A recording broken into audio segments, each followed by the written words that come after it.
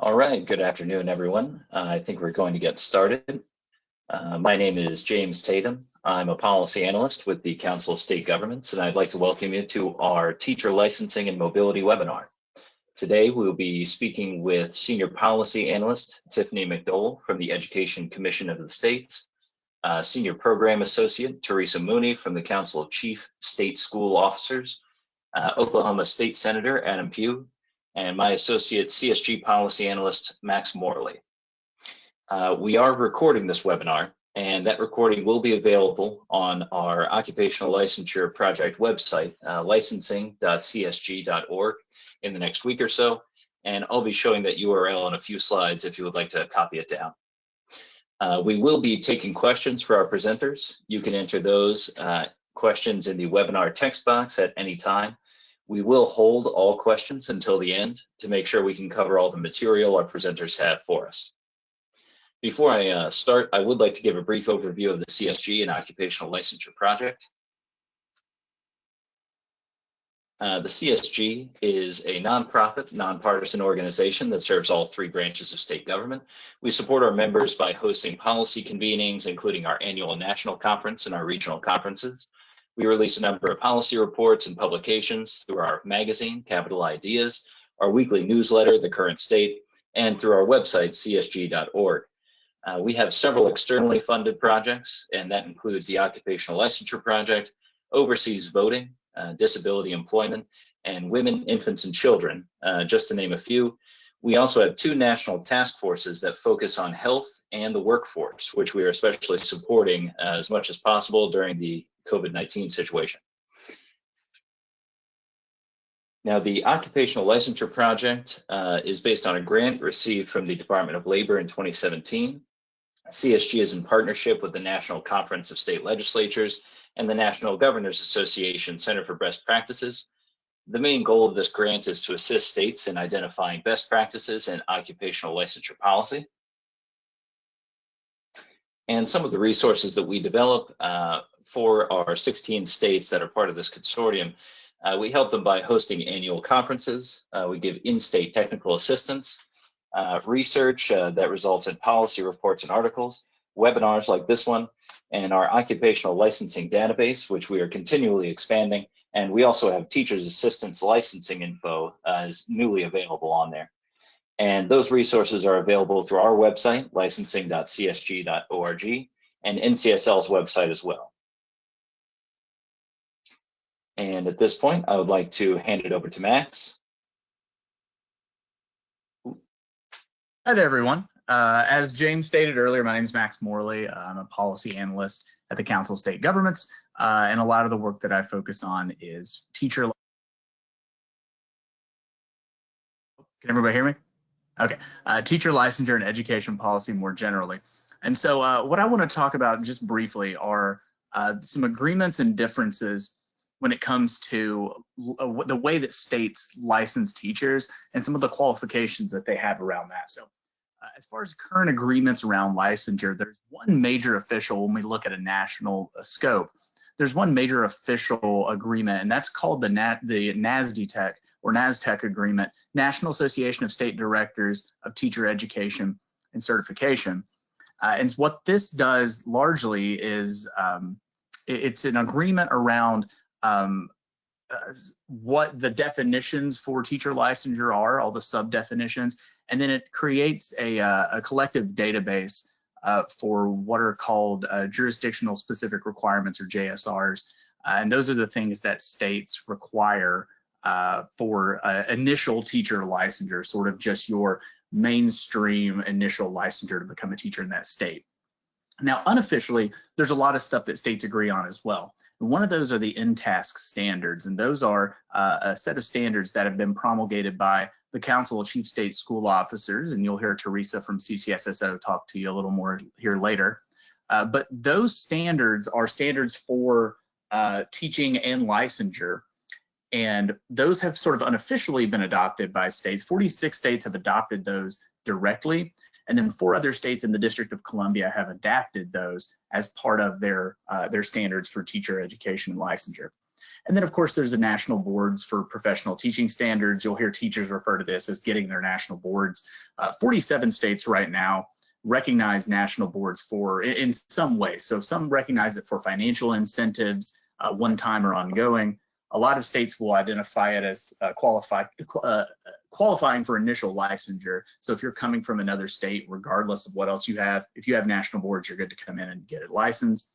And then a lot of states as well will identify national boards as one way to get an advanced licensure. So a way to move from initial to an intermediate or advanced form of licensure. Some other things that, well, I think I went too far. No. Some other things that states agree on as well, sort of at a more basic level, are all states in DC agree on these things. So they agree that in order to be a teacher, you need to have a bachelor's degree. And so a lot of state statutes and a lot of those administrative regs, you'll see the requirement to submit official transcripts. States require that you complete some type of teacher preparation program. The length of that can vary and the quality of that can vary, but you have to have completed a teacher prep program or a TPP. You have to submit yourself to a background check, and then you have to complete a content knowledge exam, which essentially says if you want to be a math teacher, you should be able to pass a content knowledge exam to shows that shows you know what you're talking about when it comes to math. A lot of that is done through praxis. And then every state in DC also has a system of tiered licensure, which I talked about a little bit earlier, which is where you get your initial license, or some states call it a provisional license. And then through taking various steps, increased education, increased experience, you move up within that. And typically along that are seniority increases, pay increases, things like that. But there are a lot of disagreements that states have too. So I want to talk just very briefly about some places where states differ for their qualifications for initial licensure to become a teacher. So there's 4 main areas of that. The first one is a professional knowledge exam. So this is separate from the content knowledge exam. The content knowledge exams deal with those areas, those core areas of content, math, science, reading, etc. The professional knowledge exams are more about pedagogy and actual teaching philosophy and strategy. The majority of states do require this. 30 states in the District of Columbia do require a professional knowledge or pedagogy assessment, but that's a disagreement with 20 other states who do not require that. So if you're moving from one of those 20 into one of those 30 states or DC, that's going to be potentially a barrier for you in moving that license over.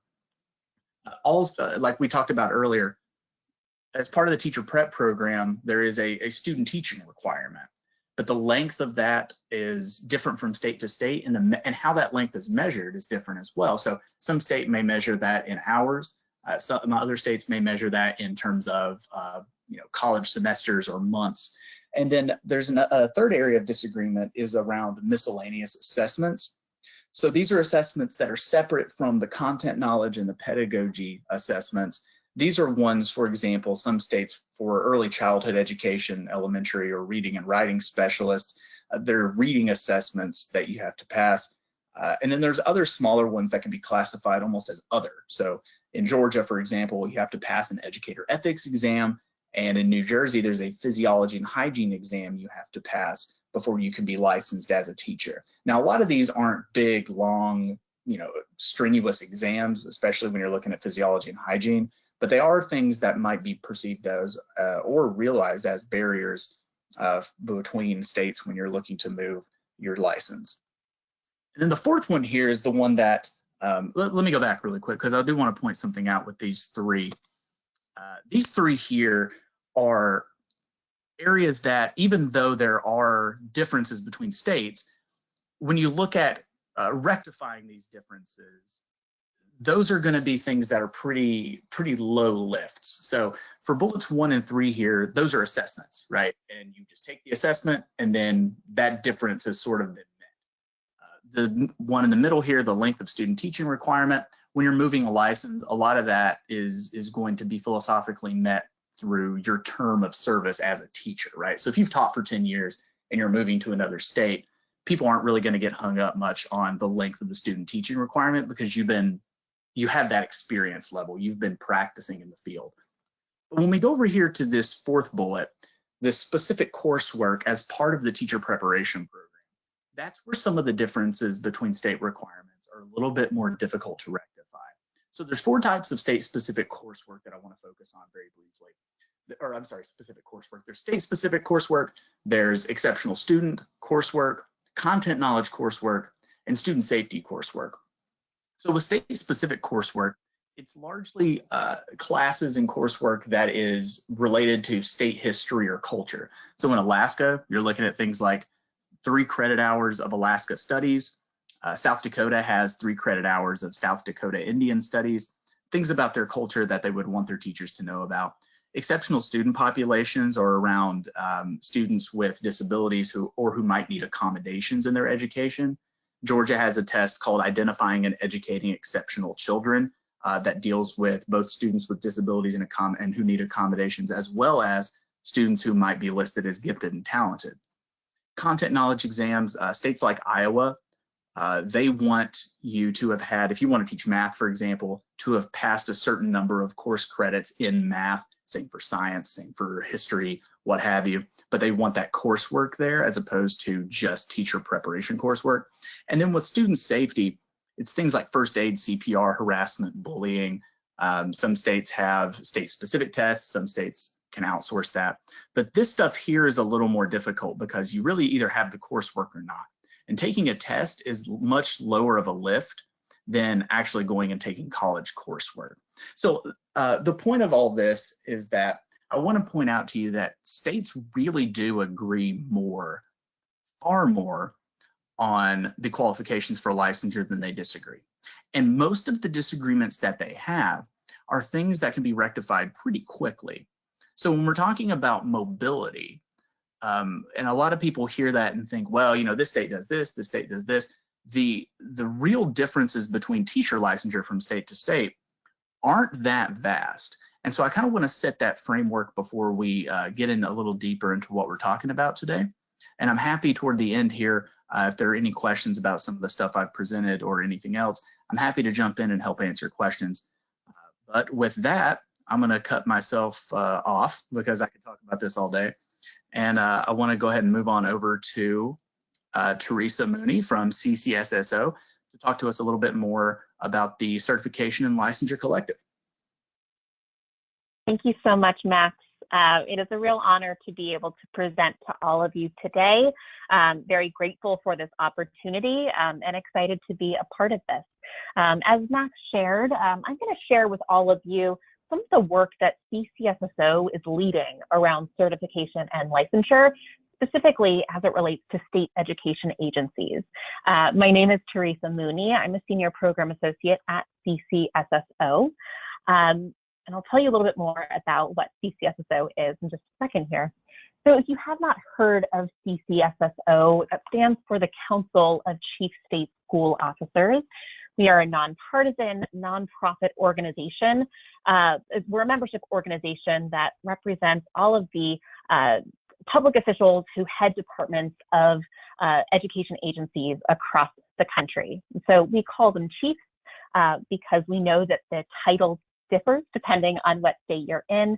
Sometimes this person is called a commissioner, sometimes a superintendent, sometimes a director. And so chief is kind of our name for them. We serve all of our states, also the District of Columbia, the Department of Defense Education Activity, Bureau of Indian Education, and the 5 U.S. territories. Here on this slide, you'll see how we do work in service of our chiefs and their agencies.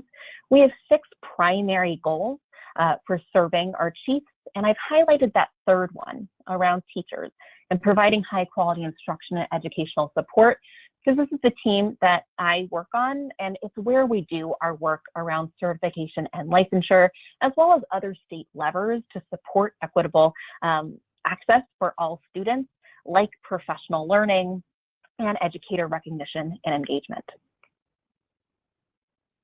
And so through this work and through working with states on their teaching initiatives, we know several things about what it means to be a teacher in 2020.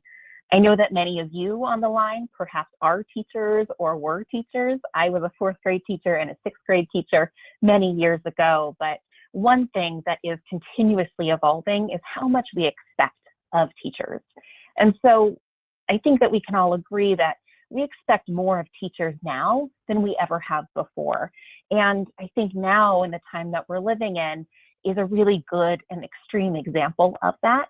We've seen in the past few weeks, teachers being asked to transform their classrooms into virtual learning environments, sometimes seemingly overnight. And even in normal times, we see that teachers wear so many different hats, and there's so many competencies and skills that go into being an effective teacher. But at the same time, we also see the trend that teachers aren't often treated as professionals. And so we see that in a few ways. One is they're often not recognized or valued in the same way that other professionals may be. We also see that there's often little opportunity for growth and advancement once someone enters the classroom. Then lastly, we don't always see meaningful opportunities to impact those policies that affect them and their students most. And so that's really where licensure comes into play and why we think that this is an important lever to be considering with all of our state education agencies. We know that a great teacher is what matters more than any other in-school factor that impacts student achievement. And we also know that states play a very important role in setting what that baseline criteria is for entry into that teaching profession. And they also monitor kind of how teachers are able to continue with meaningful opportunities for professional learning to develop their practice and pedagogy. To go a little bit more deeply into the state role, states play two important roles here as it relates to certification and licensure. The first that we often talk about with the states that we serve is initial state licensure for educators. So states are able to regulate entry into the profession. So making sure that every teacher that enters a classroom is ethical, qualified, and competent. And then states also set the policies around renewal. So how is it that once you are in the classroom, you can maintain that certification and continue with your professional learning? We've seen some states, about half of states, also examine what advanced certification may look like, which very much aligns with this. And we've also seen other states thinking about using these renewal policies to encourage meaningful professional learning rather than, just signing off on paperwork to maintain your license. Now, despite this, one thing that we've seen at CCSSO are some challenges that states are facing as it relates to certification and licensure. And Max highlighted some of these, and I'm just going to provide a little bit more background on some of the themes that we've seen across states. We can kind of sum this up by saying generally, there feels to sometimes be that lack of coherence and efficiency and streamlined process around certification and licensure. So generally, there's varied guidance from many organizations that can make it difficult for states to prioritize what a strong certification and licensure system may look like. Across states, we often also see that those requirements can feel fragmented and not always coherent as a system because those policies are sometimes built on kind of as Band-Aid solutions in some instances. And we also see that there are discrepancies in licensure requirements across states. Max pointed this out, which can sometimes make that reciprocity from state to state difficult to navigate. Looking at this from different levels, at the state level, those issues that I highlighted can create licensure systems that can feel cumbersome and sometimes inefficient and difficult to manage as a whole. At that local level, it can become difficult to really clarify what is expected of a great teaching workforce. And then for students, of course, this variation in licensure requirements can impact what's expected of their teachers, yielding that sort of uneven landscape of who is in the classroom and how prepared those teachers are. And so we think at CCSSO that this fragmentation at the certification and licensure system level can impact public perception of the teaching profession. And as I mentioned earlier, that connects back to the fact that we don't always see teachers as professionals, though we know they should be considered professionals. And so we think that this is a real equity challenge, that if we are not prioritizing certification and licensure, we're ultimately not prioritizing equity of access for all of our students. And so thinking about all of these challenges and areas for growth, CCSSO convened their certification and licensure collective last year in 2019. This is a collective of about 40 other organizations that have a stake in the certification and licensure field that wanted to come together to examine these three buckets. So for licensure, there was a main question that we tackled together collectively as a group. So that question was, how is it that we promote a high bar to entry, but also be mindful of not exacerbating some of the specific shortage areas that exist across states? That second bucket was around renewal. And the question that we were thinking about is, how is it that we think about renewal? And how can we connect that to meaningful professional development and advancement for our educators? And the last bucket that we thought about was reciprocity. And that question was, how is it that we better facilitate teacher mobility and make it easier for teachers to be able to move across state lines? Here's another way to look at who was involved in the CLC. It was certainly not just CCSSO. Again, we partnered with about 40 organizations. This was around 78 individuals that came together to examine those specific questions. Within this, we had 3 different work streams, which I highlighted in the previous slide. And as we started this work, we developed 4 different task force teams that took those 40 organizations, broke them up into different working groups to tackle some of those more specific questions to arrive at some solutions. Here's a look at who has participated in the CLC over this past year. What we aim to do is pull together and convene a diverse group of organizations that have a stake in this work to make sure that the right perspectives were at the table to arrive at the right solutions to improve certification and licensure systems at the state level.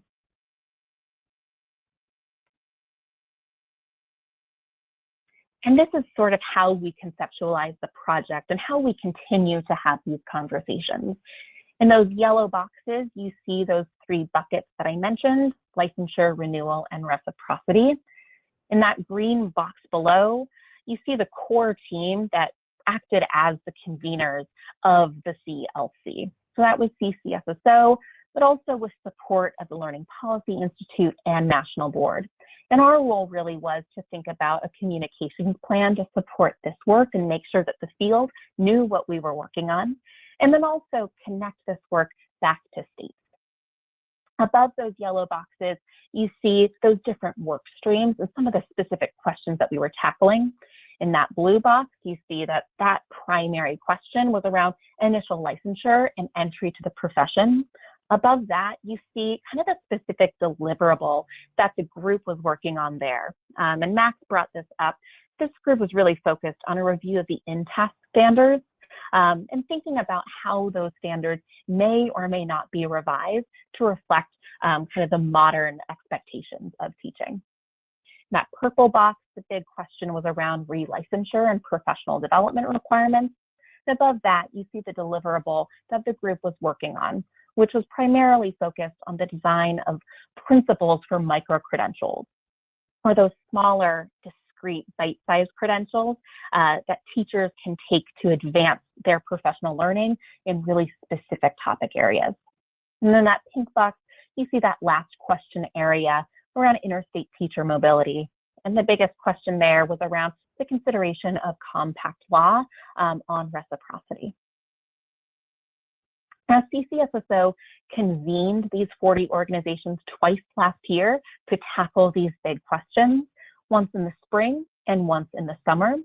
Since then, conversations have continued across all of these groups with the support of the organizations that are listed here in those blue, purple, and pink boxes. Now, at those first two meetings, we talked about what were sort of our biggest principles or North Star for directing this work and kind of guiding us to have productive conversations across sort of our varied organizations. And so we came upon a few different principles that we used, again, as sort of our Northern Star. The first is that we were focusing on the fact that licensure should be rigorous and clear and standards-based to really reflect 21st century teaching aligned to college and career readiness for all students. That second principle was around encouraging states to find consensus on expectations as much as was possible. That third principle was around licensure renewal and making sure that it wasn't just a paper activity, but really would support personalized growth for all teachers. Then that last principle was around licensure systems being meaningful opportunities for actual career advancement.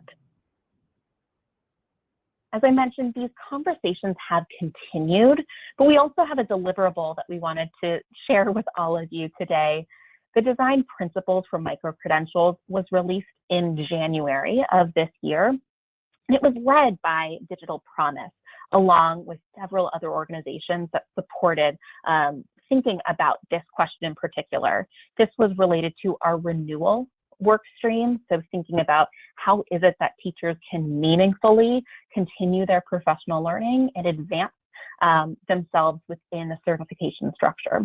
You can view this report at the CCSSO website. It's also available on Digital Promise's website, on New America's website. We encourage you to dig into this, to dive into what these principles will look like for microcredentialing. This is certainly a topic that many states are interested in and tackling right now. So I expect to see much more information on this in the coming years. In terms of next steps for the CLC, these conversations are continuing, including how we take the lessons learned and translate them back into the states that we work with. If you have any questions, you are welcome to ask them at the end of this webinar or by emailing me here at this email address. Thank you all so much for the time.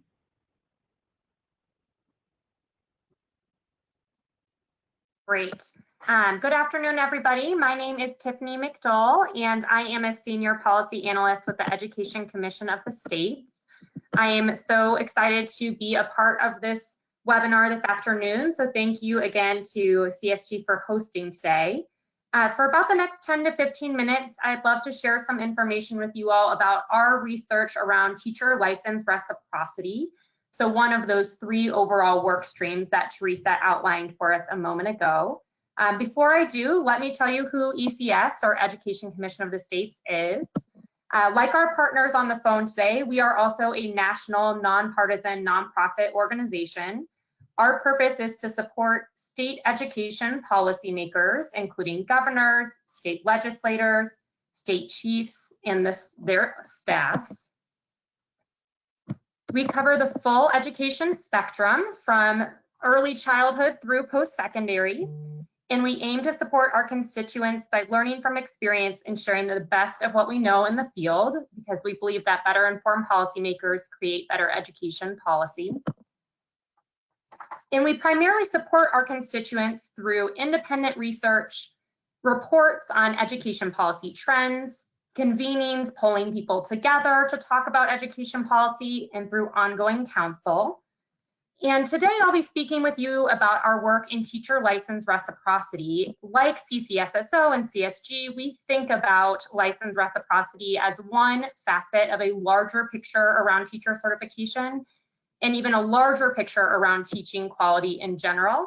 As Teresa so well expressed, we ground this work in that understanding of the consensus from education research that teaching is the most important in-school factor impacting student academic achievement and success.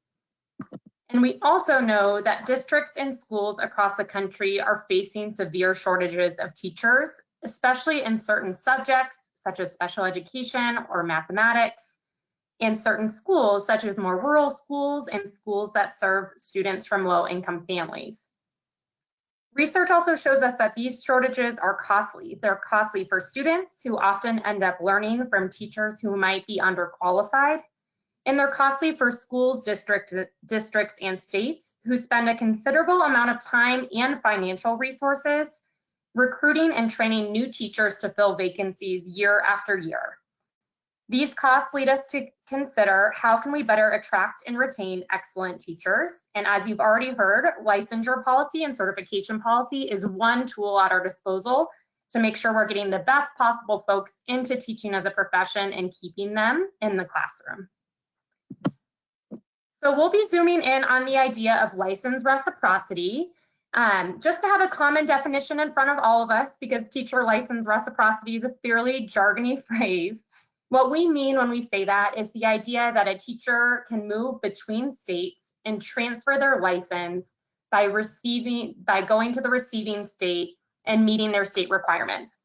So for example, I currently live in Colorado.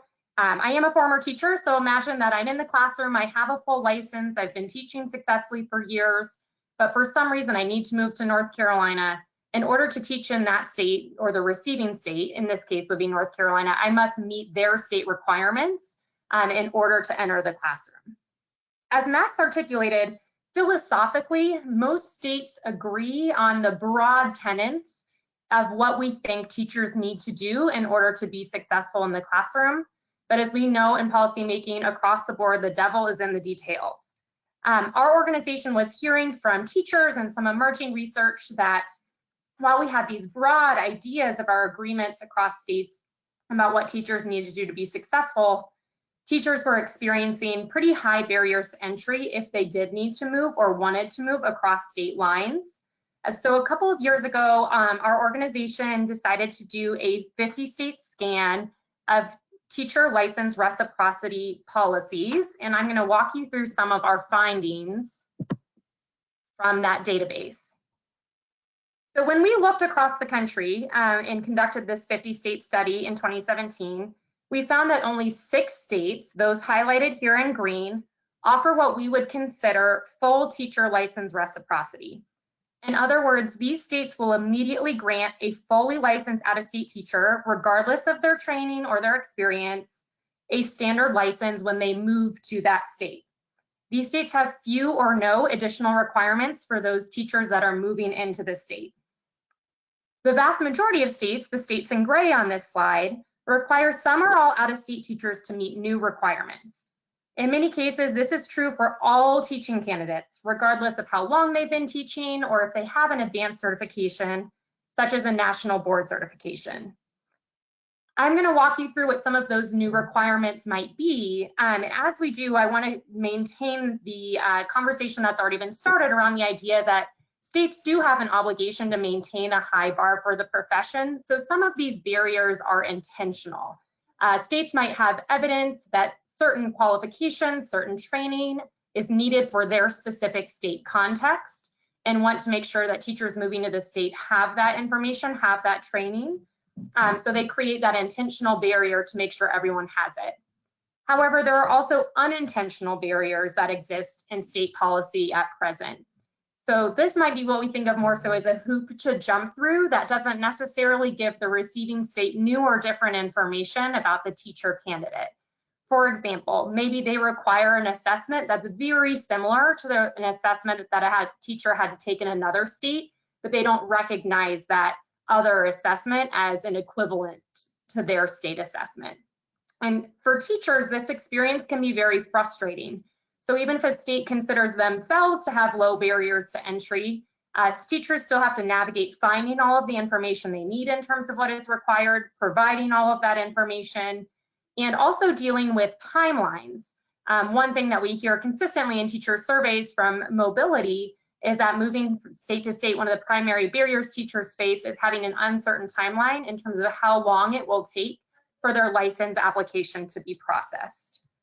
So as we talk through those barriers, we'll just keep that frame in mind that not all barriers are inherently bad. In fact, we want a high bar into the profession, but we want those barriers to be intentional in terms of maintaining the quality of our workforce, rather than unintentional barriers that might be keeping excellent teaching candidates out of our classrooms. And given the cost of teacher shortages, that's very concerning to policymakers. So to give you an example, one of the barriers we looked through was the idea of additional assessments. As of 2017, we saw that 43 states and DC, the states highlighted here in green, require some type of additional assessment for some or all out-of-state teachers that are transferring into their state. As a reminder, these are assessments that are additional. All of these transferring teacher candidates, I mean, almost all of them, would have had to take some type of assessment in their initial state for their initial license. So they're looking to take new and additional assessments if they're moving between states. In addition to the assessment landscape, we also looked at additional coursework requirements, which Max spoke to a bit at the top of the call. We found that 31 states as of 2017 required additional coursework or training for a teacher moving to that state prior to entering the classroom or within a certain number of years once they started teaching. So they might be able to work on a provisional license while they finish that coursework and then move to a more standard license. What is not readily apparent on these maps, however, is the efforts made by many states to exempt some candidates from these types of coursework or exam requirements. So for example, some states will give exemptions to teachers if they've met established experience benchmarks, or if they can demonstrate evidence of effectiveness from their performance evaluation system, or if they have an advanced credential, such as a national board certification. Furthermore, a majority of states provide special reciprocity or support for military spouses moving into their state, given that that population of teachers is more highly mobile than teachers on average. In a moment, I'm going to talk to you about some of the more recent legislation we've seen since our study started in 2017. I did want to go ahead and give a plug that if you're interested in learning more about your specific state's requirements, you can go to our website and our database and look at your individual state profile or compare states on any data point. So for example, you can look at all 50 states and what they require in terms of coursework or assessments or other elements of reciprocity. We are also in the process of updating this database, and a updated version will be released in June of this year. So looking forward to sharing that with folks. As we did our initial research, we also wanted to highlight a couple of findings from broader academic studies in the field that we thought were particularly pertinent for state policymakers. The first is that teachers are actually far less likely to move across state lines than within state lines. According to one study of teachers in Oregon and Washington, teachers along the state border were nearly 3 times as likely to make a within state move than a across state lines move of the same distance.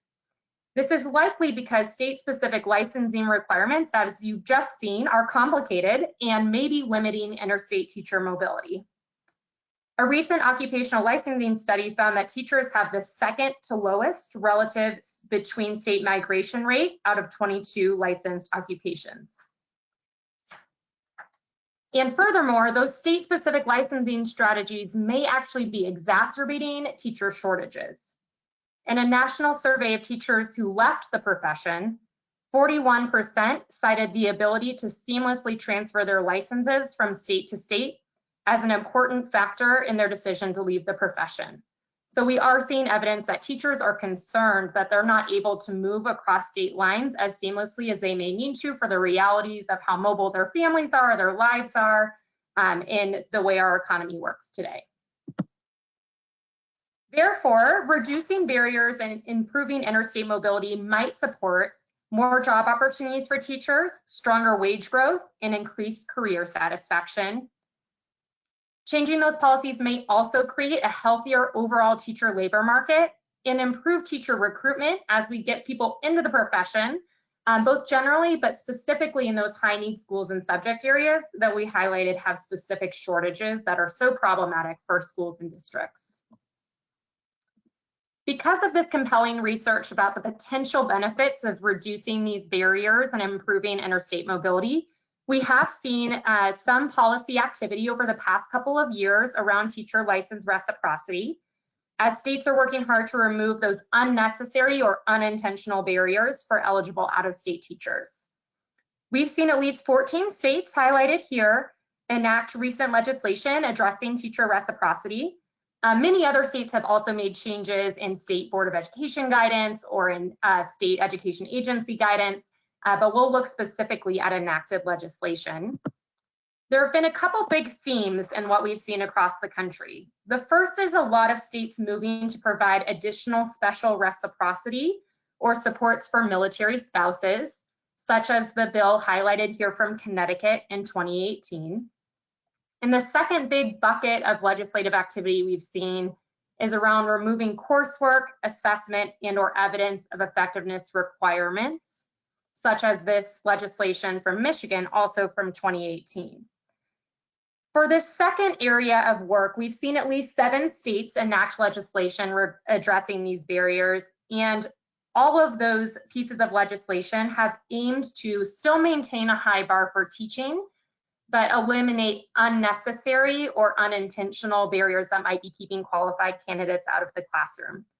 For example, in Michigan's legislation, you can see that they revised their assessment requirements to allow an exemption for candidates that might demonstrate specified experience or educational benchmarks. So it's just saying this is another way you can prove to us that you know what you need to know in order to be an effective teacher.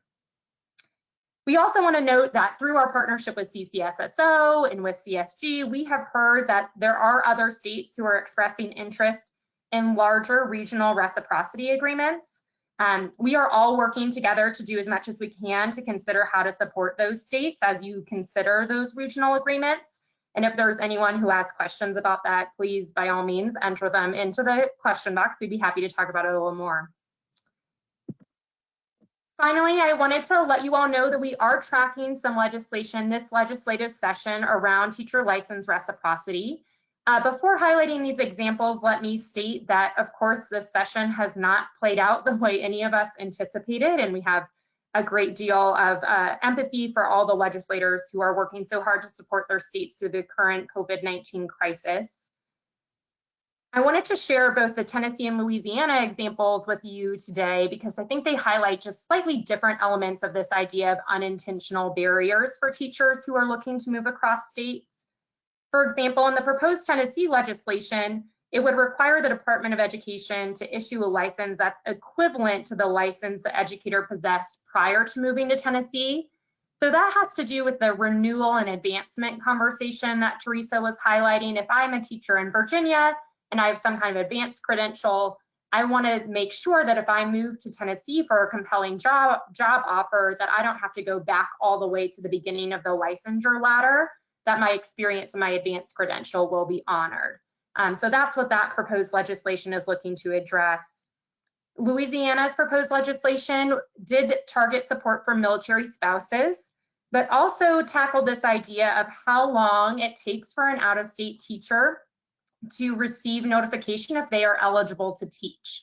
That is a barrier we hear about a lot from teachers. It's just the length of time it takes for their application to be processed. And that can be stressful in trying to move and trying to find a job and trying to make sure you can stay in the teaching workforce if you want to stay. So this is an example of some legislation that is addressing that specific challenge that teachers are facing. You'll see the last example here is about Oklahoma, but we have someone much more qualified than myself on the phone with Senator Pugh to talk about the work that Oklahoma is doing. So I will pause there and like Teresa mentioned that by all means, we'll answer your questions at the end of the call, but you're always welcome to email me or reach out to us at ECS with any education policy questions on this area or anything else. And thank you so much for allowing me to be a part of the presentation today.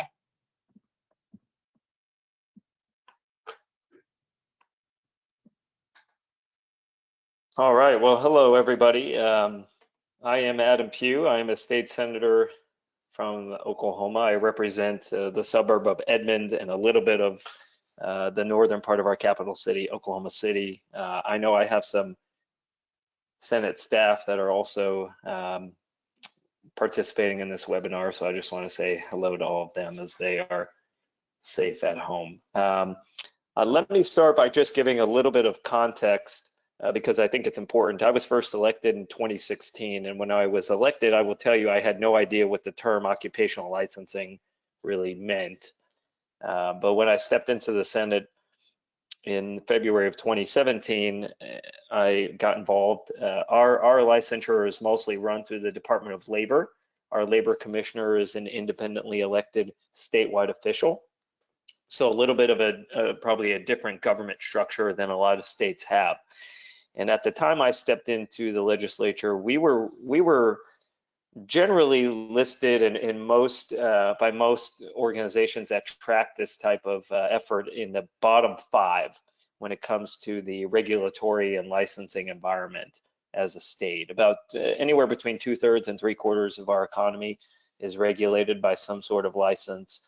And I think over time, a lot of organizations, like some represented on this webinar, started to track this information, it was found to be somewhat burdensome for us. So the first thing we did, which was important, is I passed Senate Bill 1475 in the year 2018, and that was an Occupational Licensing Advisory Commission. So it created a framework with a rubric run by our labor commissioner, with private sector participation as well as elected official participation, to go through all licenses, not just occupations, but also professions. And we kind of segregate our licenses by occupation as well as profession. And really, we have created a rubric where we go through 25% of all those licenses every year. We meet monthly, and then we make recommendations which are non-binding to the Senate, the House of Representatives, and the governor every year. And that's work we're continuing. In addition to that, last year I passed Senate Bill 670, which was specific to military spouses and military members.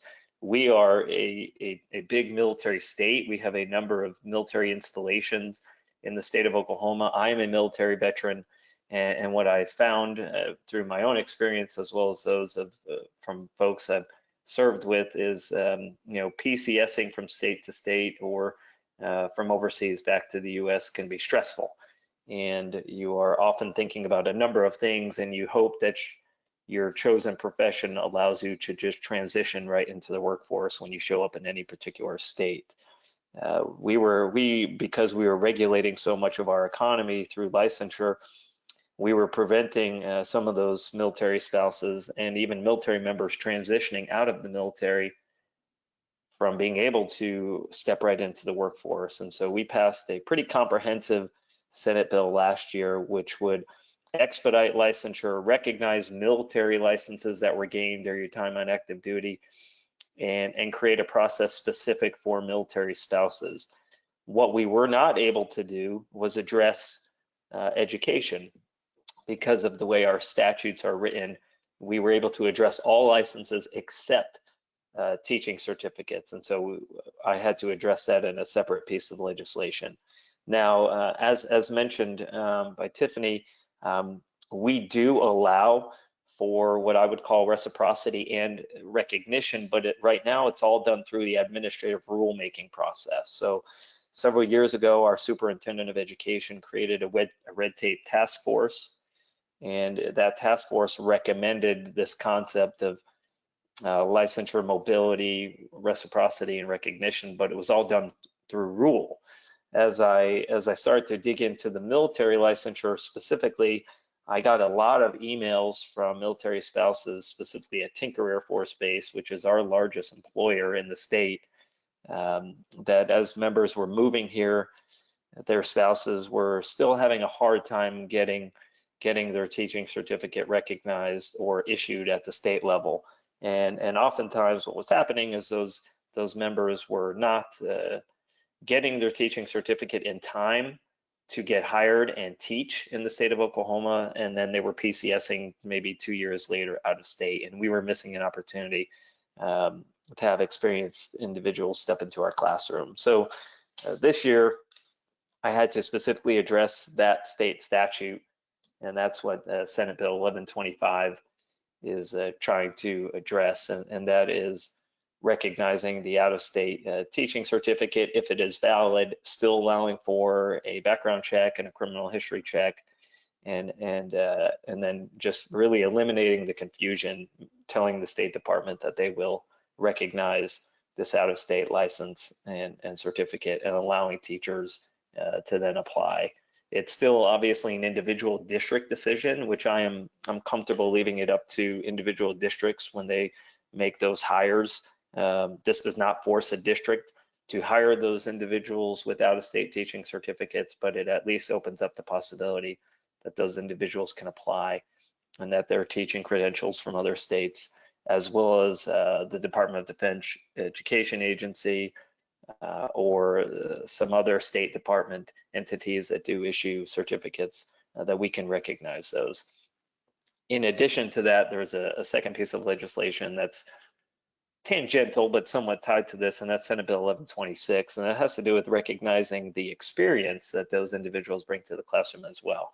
Right now in the state of Oklahoma, we recognize up to 5 years of out-of-state teaching experience when it comes to placing you on the salary schedule. There are a number of districts that do go beyond that. For instance, the district that I represent, Edmond Public Schools, that district does recognize 10 years of teaching experience. But in my opinion, if you have a professional in the classroom who's been teaching for 15 or 20 years and they step into the state of Oklahoma and get a job at a public school here, I think we should recognize all their experience and pay them accordingly. As mentioned, we are in interesting times, and so the legislature is currently recessed, and I don't know which policy measures will move forward, but I'm hopeful that as these bills have been made a priority by the governor, we've had incredibly broad support from leadership in the Senate, the House, as well as teaching organizations, education advocates, and outside groups that are paying attention to legislation like this. They've been very supportive, and I'm hopeful that we will place this as a priority bill when we are able to be back in session. I do want to add something that was touched on earlier, but I think is really important here, and it's a part of, as you start to recognize out-of-state experience, out-of-state licenses across the board, but specific to the teaching profession, professional development is really important. And though, I know it's not a topic for us to discuss today, part of what I've concentrated on when it comes to education policy is making sure that our individual school districts are being properly funded to invest in the professional development of our teachers. Because when you do treat it like a profession, you recognize that people have to grow in their experience, and they have to grow in their jobs. They have to grow personally as well as professionally, and that takes an investment at the district level as well as at the state level. And so while I know they're separate issues, I do think they're somewhat tied together, and I think probably the experts out here, which I am not an education expert by any means, I think would probably agree that if you're going to create a system where you are recognizing experience and certificates and licensure from states who perhaps are doing things somewhat differently, and leaving it then up to the individual school districts to make the hiring decision, you also want to give those schools the resources so that they can invest and create some sort of district standard, if not a state standard, when it comes to what we expect from the men and women who are educating our kids. I'm particularly passionate about this because I've got 3 little kids in the public school system. And so that it directly affects me personally, and I think it's an incredibly important part of our state story when it comes to workforce development and our economy. So I don't think those bills alone will not cure the teacher shortage. I think it's kind of an all hands on deck effort, but I'm certainly excited that we're gonna continue to push forward and trying to help solve the teacher shortage, trying to help get really good men and women into the classroom, and remove some of the obstacles that our citizens are facing when they move to the state of Oklahoma and they want to get back to work. I will leave it at that because I think there's still some more to go in this presentation before we move to questions, but thank you all for having me.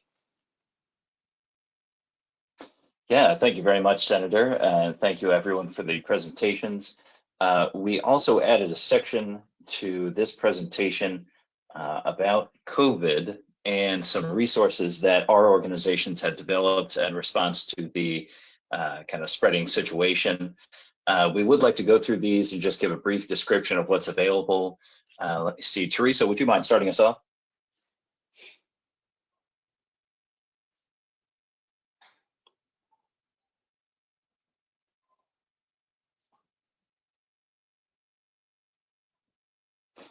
Okay, let me see. Well, and okay, Tiffany, are you there? I think I'm unmuted now. Can you hear me okay? Oh, yes, we can. Okay, wonderful.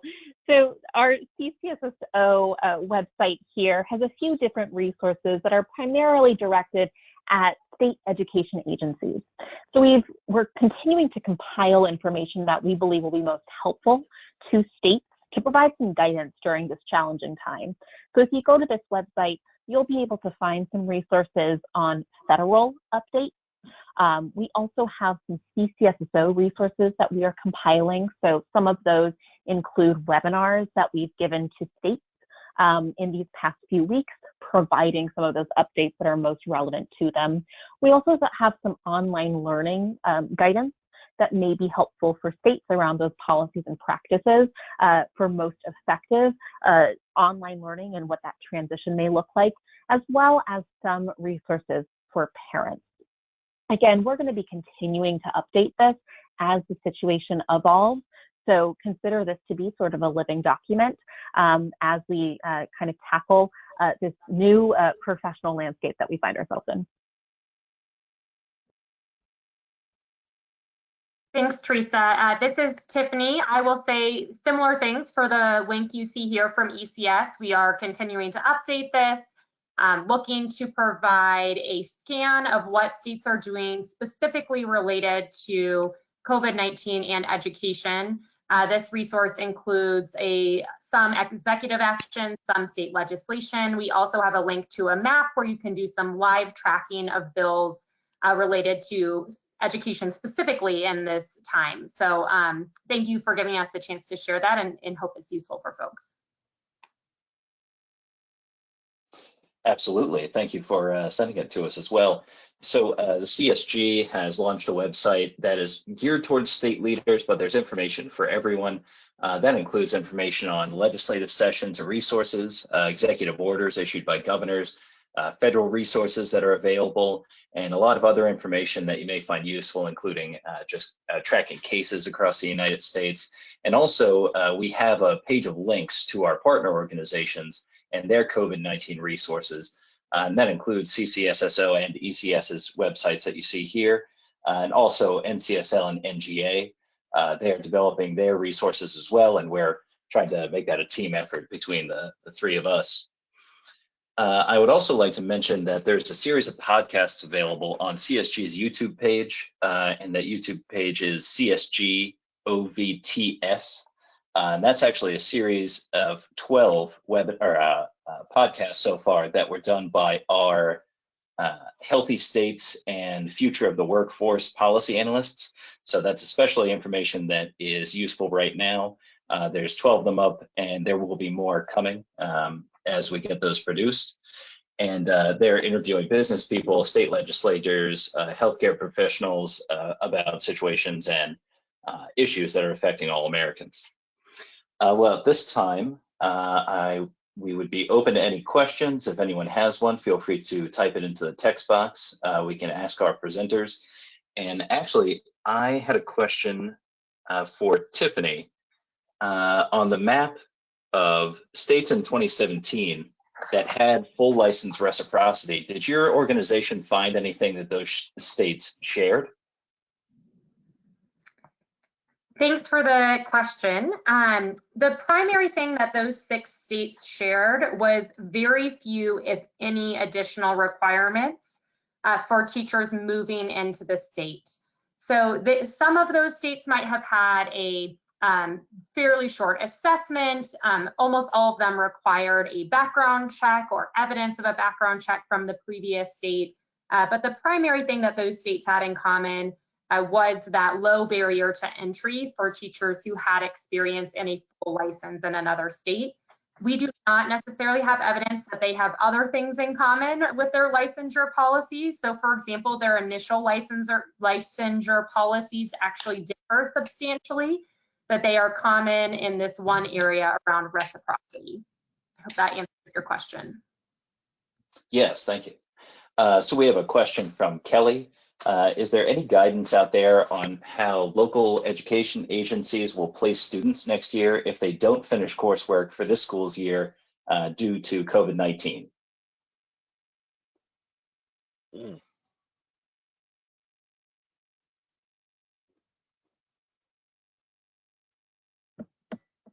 Yeah, and I know, I think the latest thing out of Virginia is that they have suspended school for the rest of the year. Is that correct? Yes, we've seen a number of states, this is Tiffany, I apologize, suspend school for the remainder of the year. Kelly, as far as I know, I have not seen specific guidance released on that question yet. Teresa may be able to speak to this more. I do know a number of states are considering a wide variety of options at this time, everything from the support they're able to provide in the next couple of months to thinking about summer school to considering start dates for next school year. But at this time, I'm not aware of a state or local education agency that's produced really specific guidance on that question. Yeah, I'll just jump in here as well. I agree with what you just said, Tiffany. Right now, this is just such an evolving conversation with things changing really minute by minute for states, as all of you know. There's been a lot of conversation around accountability and what that might look like in terms of that specific guidance. I think that as we are seeing other states potentially closing their schools for the remainder of this year, we'll likely see more specific guidance. But I do not believe that there is specific guidance at this time for the question that you asked. Okay, and I think Senator Pugh had an answer as well. Yeah, specific for Oklahoma, so we have also canceled all in-school activities through June 30th. Beginning April 6th, we will begin the process of virtual, online, and distance learning, and our State Board of Education is still working with superintendents to figure that out. What they have done is they've waived all the state testing requirements. They are freezing the grades in place. And that will be the threshold to advance. And then they are going to be working with individual families, individual school districts as necessary for students who maybe need additional work or who would like to progress but have not met the requirements that are frozen currently. So it's a pretty fluid situation. I think we're all trying to figure out how does technology allow school districts the flexibility to innovate to get this done. And my fear specific to the state of Oklahoma is we're going to really highlight some inequities and what I would guess will be a rural-urban divide about how we do school in general. All right, thank you very much. From Robin, they wanted to know if we don't see our state listed on the ECS update site, who can we email with that information? And I just switched over to the contact information slide here. Yeah, thank you for that question. You can email me. Please do, because as of now, all the information on our website is from 2017. The update will be available in June of this year. So all 50 states and DC should currently be included. We are aiming to include Puerto Rico in our update this year in June. But again, that new information that reflects changes of the past couple years will be available this year in June. And please email me if you catch anything that you have questions about or don't see reflected. I'd really appreciate that. All right, thank you very much for that. And then we have one more from Elizabeth. How many states require an ED TPA type exam or portfolio for teacher licensure?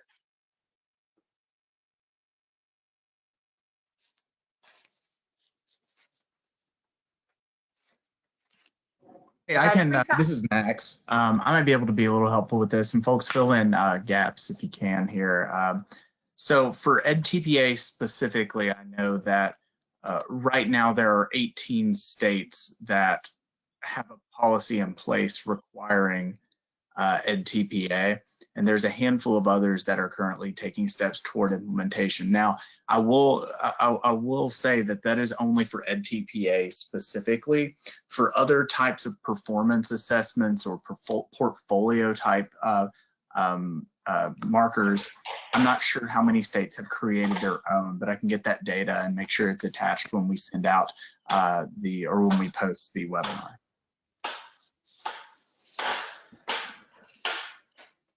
That's great, Max. I was just going to add in, this is Tiffany, that that is, just to clarify for folks on the phone, typically an assessment we see for initial teacher licensure.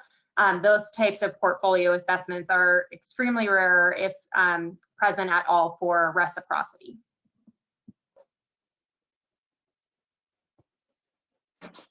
All right, well, thank you very much. We're just about 6 minutes past 3 now. I think we'll probably cut things off at this point, but as our panelists said, feel free to email any of us with any questions, or if you need help with anything that comes up. And thank you very much for your time. I appreciate it.